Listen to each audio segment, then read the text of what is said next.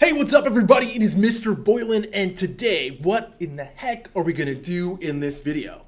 We're gonna explain how the strength of an acid or base relates to the equilibrium constant K. Okay? Didn't we just do this? We sure did, except this time we're gonna talk about which species are in large concentrations for a weak acid or base. Two, we're gonna explain how to calculate the hydronium or hydroxide ion concentration for a weak acid or base.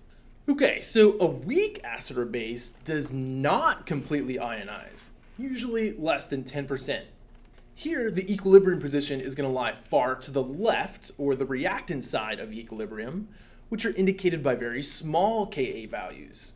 Because of this, weak acids are very weak electrolytes, and it turns out that the vast majority of acid and bases are in fact weak. So there's no list of weak acids and bases you have to memorize here because the list is really extensive. So again, as we think about the generalized reaction of an acid with water, for a weak acid, recognize that we're going to have a very small Ka value, or when I put this into solution, most of it is going to stay in the unionized form. And because of that, because I have mostly reactants, Ka is very small for weak acids and weak bases. So as we think about a weak acid, the reverse reaction is going to play a really important role here because we're going to have, again, mostly a reactant formed at equilibrium. So again, in solution, that means that we're going to have most of our original unionized acid molecules. As we think about the molecular view of a weak acid, notice this time we've got a lot of the original HA acid molecule in solution. We do have some ions. So weak acids tend to be weak electrolytes.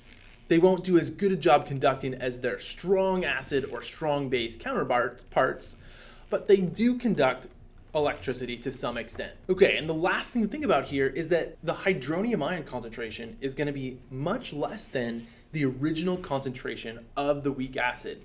We cannot just use stoichiometry as we would with strong acids and strong bases. So in order to determine hydronium ion concentrations for weak acids, you have to do what we call an ice table calculation, which we'll learn a lot about in AP chemistry. And if you're in pre-AP chemistry, I don't want you to get confused or bogged down or concerned about how we complete these ice tables.